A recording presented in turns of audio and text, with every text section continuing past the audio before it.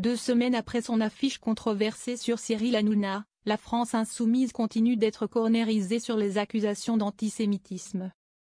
L'agression ce samedi 22 mars, journée de sa grande marche contre toutes les formes de racisme et l'extrême droite, du rabbin d'Orléans, sous les yeux de son fils, a offert à une partie de la classe politique l'occasion de pointer à nouveau le mouvement de Jean-Luc Mélenchon. Au sein du gouvernement, le ministre de l'Intérieur, Bruno Retailleau, a évoqué un antisémitisme d'atmosphère qui serait nourri par les mouvements et partis d'extrême gauche. Sur une note similaire au micro de Sonia Mabrouk, ce lundi matin, le ministre des Outre-mer, Manuel Valls, a lui parlé d'un antisémitisme de salon qui viendrait d'abord de l'extrême gauche et d'une partie de la gauche et en l'occurrence du NPA, d'une partie de la France insoumise. Du côté du RN, Marine Le Pen a accusé LFI de mettre une cible dans le dos de nos compatriotes juifs, voyant dans l'agression à Orléans une des détestables conséquences. Quand Jordan Bardella, employant aussi le terme antisémitisme d'atmosphère, a accusé LFI d'être tombé dans l'indignité. Des accusations qui ne se limitent pas au giron politique, puisqu'au micro de France Info, le grand rabbin de France, Haïm Corsia, a lui fustigé la responsabilité écrasante, selon lui, de LFI, dans la montée de l'antisémitisme. Quand vous donnez des signes de connivence, vous donnez une sorte de sentiment à beaucoup de gens qu'au fond, on peut tout faire. Manuel Bompard dénonce une récupération politique.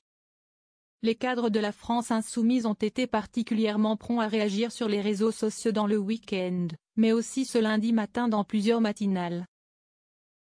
Mathilde Panot, qui préside le groupe de députés LFI à l'Assemblée, a jugé Marine Le Pen totalement discréditée pour faire des leçons sur l'antisémitisme à qui que ce soit à partir de 00'40 dans l'interview à voir ci-dessous. Et l'élu insoumise de rappeler sur RTL que la patronne du RN a récemment dit qu'elle ne se pardonnerait jamais d'avoir exclu son père, multicondamné, du parti.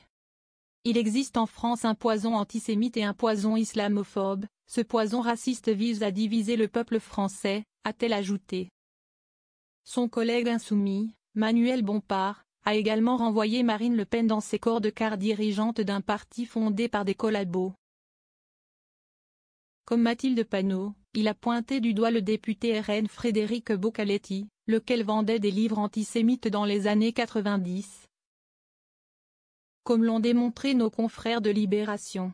Et de rappeler que la CNCDH a montré que l'antisémitisme reste toujours plus marqué à droite qu'à gauche.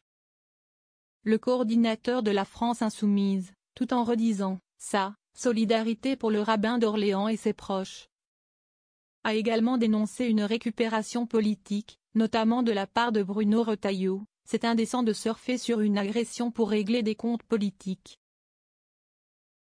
En parallèle, plusieurs élus LFI ont par ailleurs ressorti des archives de presse datant des dernières législatives et montrant le passif de certains candidats RN.